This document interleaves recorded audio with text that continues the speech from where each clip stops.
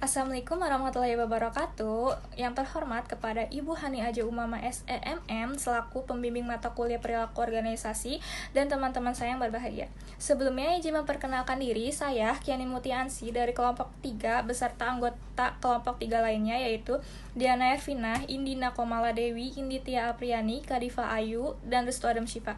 Adapun topik yang kita bahas hari ini adalah tentang memahami kerja tim. Mengapa memiliki tim menjadi sangat populer? Karena tim biasanya bekerja lebih baik daripada individu.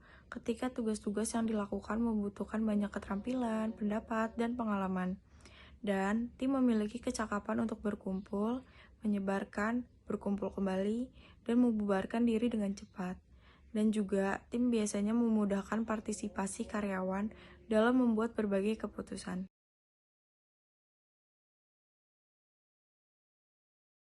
Perbedaan kelompok dan tim.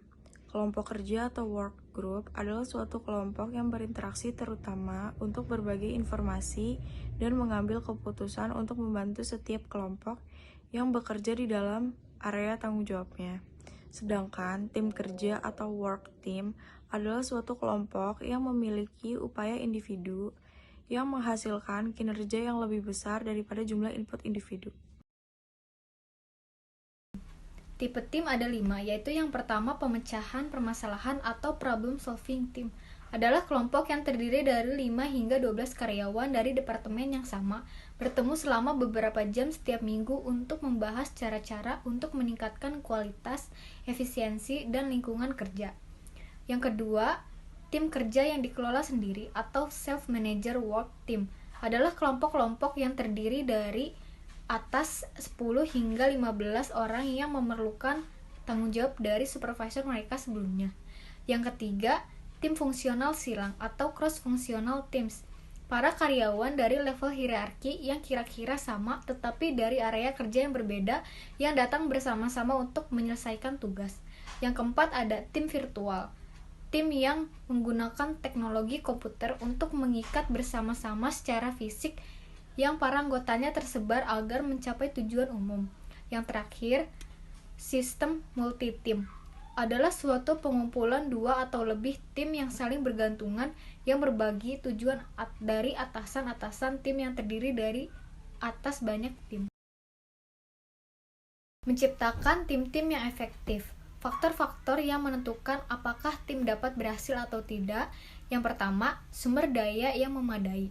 Tim-tim merupakan bagian dari sistem organisasi yang lebih luas. Setiap tim kerja bergantung pada sumber daya dari luar kelompok untuk mempertahankannya. Yang kedua, evaluasi kinerja dan sistem pemberian imbalan. Selain mengevaluasi dan memberikan imbalan kepada para karyawan atas kontribusi individual mereka, maka manajemen harus memodifikasi evaluasi tradisional yang berorientasi secara individual dan sistem pemberian imbalan untuk mencerminkan kinerja, dan tim menitikberatkan pada sistem hibrid yang mengakui para anggota individu atas kontribusi mereka yang luar biasa dan memberikan imbalan kepada seluruh kelompok atas hasil yang positif. Yang ketiga, kepemimpinan dan struktur. Kesepakatan mengenai kerja tertentu dan bagaimana mereka menyesuaikan bersama-sama untuk mengintegrasikan keterampilan individu yang memerlukan kepemimpinan dan struktur baik dari manajemen atau dari para anggota tim itu sendiri. Yang keempat, iklim kepercayaan.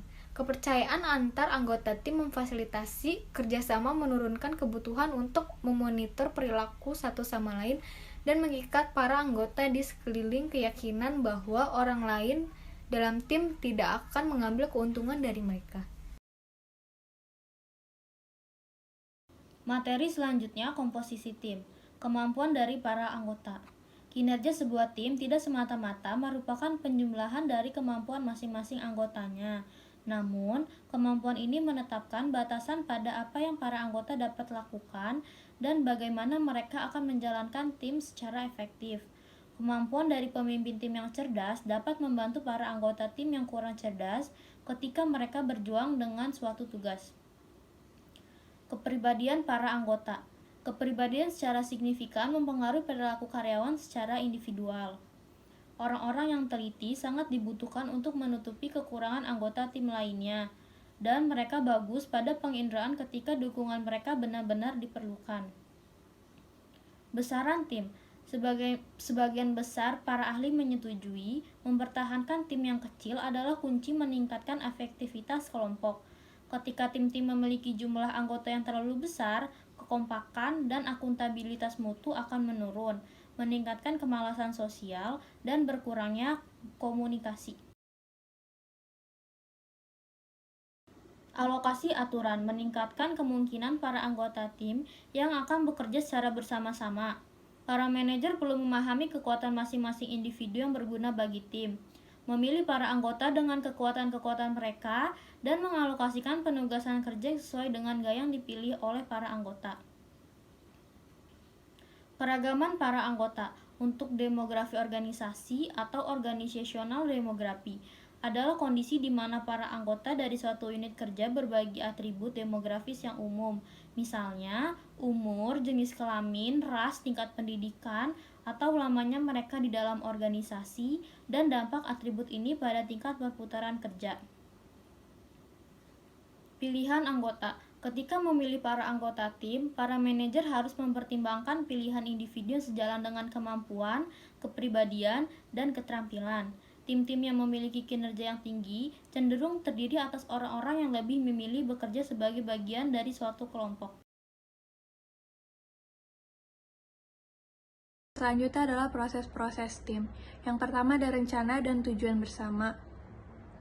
Tim yang efektif mulai dengan menganalisis misi tim, mengembangkan tujuan untuk mencapai misi, dan menciptakan strategi untuk mencapai tujuan. Tim yang secara konsisten berkinerja lebih baik telah membangun pemahaman yang jelas tentang apa yang perlu dilakukan. Yang kedua adalah tujuan tertentu. Tim yang sukses menerjemahkan tujuan bersama mereka menjadi tujuan kinerja yang spesifik, terukur, dan realistis. Tujuan khusus memfasilitasi komunikasi yang jelas. Mereka juga membantu tim mempertahankan fokus mereka untuk mendapatkan hasil. Yang ketiga adalah kemajuan tim. Tim yang efektif memiliki kepercayaan diri. Mereka yakin mereka bisa berhasil.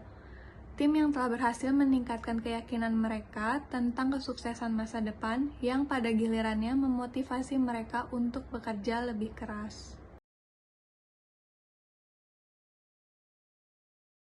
Selanjutnya ada model mental. Tim yang efektif adalah model mental yang akurat atau representasi mental terorganisir dari elemen-elemen kunci dalam lingkungan tim yang dibagikan oleh anggota tim. Jika anggota tim memiliki model mental yang salah, yang sangat mungkin terjadi dengan tim di bawah tekanan akut, kinerja mereka menderita. Selanjutnya ada tingkat konflik. Konflik pada tim belum tentu buruk. Konflik memiliki hubungan yang kompleks dengan kinerja tim. Konflik yang didasarkan pada ketidakcocokan antar pribadi, ketegangan, dan permusuhan terhadap orang lain hampir selalu tidak berfungsi. Selanjutnya adalah loafing sosial. Individu dapat terlibat dalam kegiatan sosial dan memanfaatkan upaya kelompok karena kontribusi khusus mereka tidak dapat diidentifikasi. Tim yang efektif melemahkan kecenderungan ini dengan membuat anggota bertanggung jawab secara individu dan bersama untuk tujuan, sasaran, dan pendekatan tim.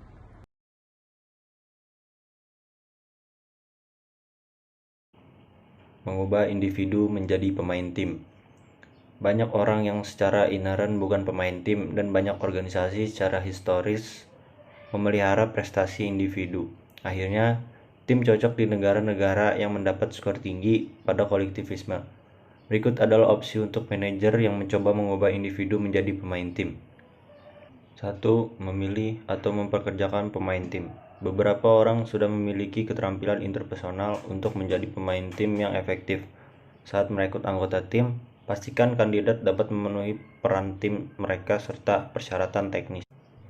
2. Pelatihan atau membuat pemain tim. Pelatihan spesialis melakukan latihan yang memungkinkan karyawan untuk mengalami kepuasan yang dapat diberikan oleh kerja tim. Lokakarya membantu karyawan meningkatkan keterampilan pemecahan masalah, komunikasi, negosiasi, manajemen konflik, dan pelatihan mereka. Penghargaan atau memberikan intensif untuk menjadi pemain tim yang baik. Sistem imbalan organisasi harus dikerjakan ulang untuk mendorong upaya kerjasama dan bukan yang kompetitif. Akibatnya, tim memilih anggota baru dengan hati-hati sehingga mereka akan berkontribusi pada efektivitas tim, dan dengan demikian bonus tim.